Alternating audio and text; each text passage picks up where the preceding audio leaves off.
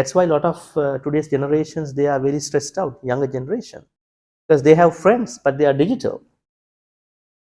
Most of them have lots of friends, but they are digital friends, not actual friends. That's why when I go to these places, they ask how to make friends. They ask me, I say, why do you ask me this question? Because this question was asked by the Alavaka Yakka, not by you. The Yakka Alavaka asked from the Buddha how to make friends. The Buddha said,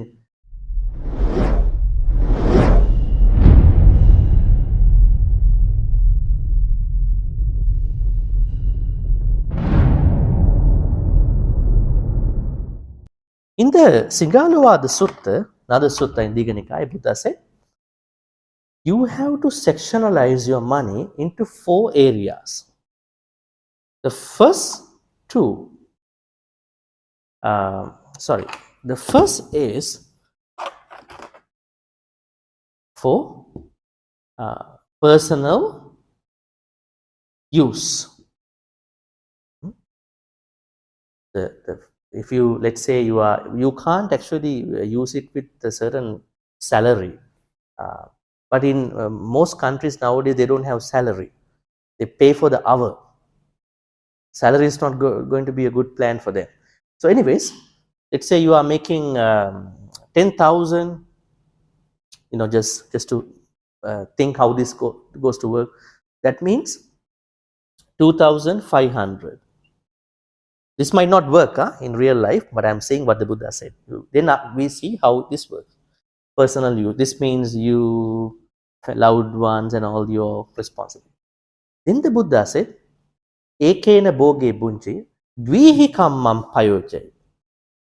2 sections must be used for investment. Why does the Buddha ask you to spend 2 portions? That means almost 5,000 here. 5,000 for the investment. Very interesting. Looks like Buddha is the one who is giving a lot of business ideas at that point. 5,000 for investment. Dvihi kammam payojai. But use 2,500 only for the personal use. And then the last one is for the, what you call, emergencies. This could be medical insurance. This could be other insurances. This could be life insurance. What else? This could be some cash you are keeping for an emergency where you can't go to the bank sometimes. What else? This could be what do you call? Inheritance. This could be a will, right? Many things.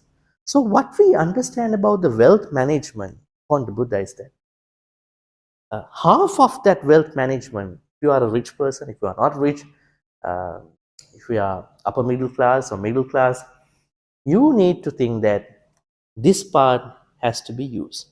Investment. This again says that it's more to the entrepreneurial side, right? You have to be your own entrepreneur.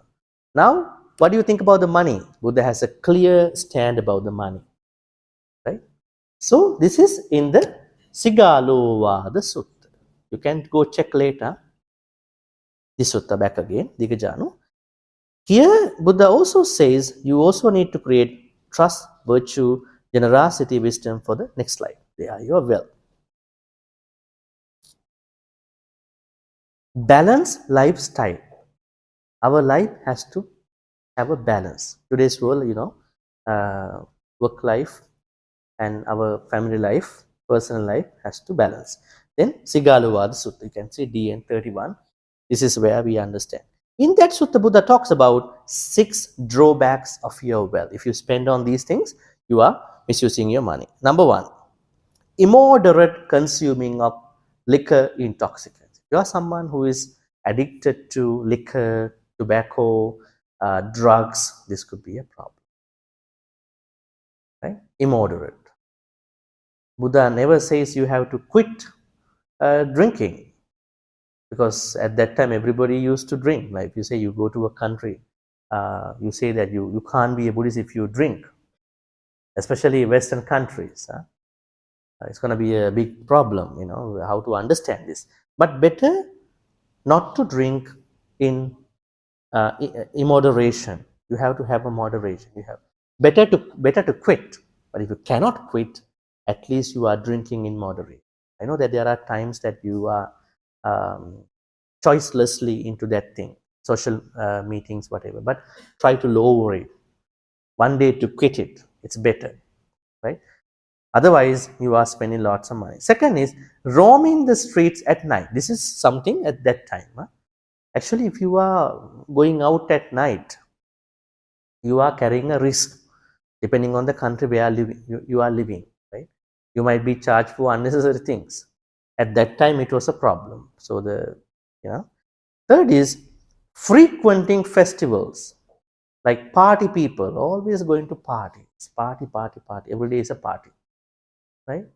Always too much socializing. Can we quit socializing? No, we need some socializing. You can't be those introvert beings, but not too much. Lower it. Sometimes you see the party people are too bad, quit that. But we need a little bit of socializing. Because otherwise we feel like very lonely and isolated. We can't do that. That's why a lot of today's generations, they are very stressed out, younger generation. Because they have friends, but they are digital. Most of them have lots of friends, but they are digital friends, not actual friends. That's why when I go to these places, they ask how to make friends. They ask me, I say, why do you ask me this question? Because this question was asked by the Alavaka Yakka, not by you. The Yakka Alavaka asked from the Buddha how to make friends. The Buddha said, Dadang mittani gantati. Only by generosity you are making. What is generosity? Right? You have to give things. You have to be generous sometimes. Right? So we need to socialize, but don't become a party person. That is a drawback of your money. Gambling. This part is very understood. Buddhists cannot gamble, right? But Buddhists can go and see the gambling people. The first time I came to Malaysia, 2010, a group of people in Genting Highlands invited me to give a Dhamma talk in Genting Highlands, World Resort. Right? I said, okay, I'll go. Then I gave a Dhamma talk, but before that, the person who invited me said, so we're gonna give you the hotel stay. You see, if you wake up by 3 o'clock, see how people are so sadly leaving the hotels, the gambling area, those who lost the gambling thing. I said, I don't have time to look at these people. I better sleep. So yes, it's a pain. It's a pain. You might not win all the time.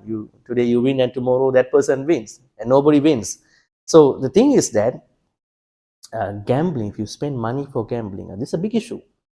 You will definitely end up with a bad friends. Bad friends, very interesting. If you are spending on bad friends, that is also going to be a problem. You are every day creating some problems with these people. So try to understand good friends. And laziness. If you are lazy, this is also a drawback to make money, even to keep the money. So you have to, let's say, I don't think a rich person has these 6. This person has understood these events very well, but I just tell you the issues.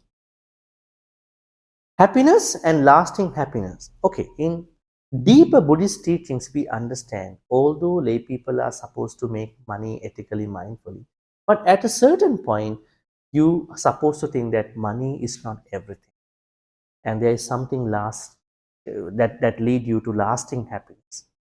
That is not by creating greed on money, rather than use money as a tool to live, not something to become controlled by.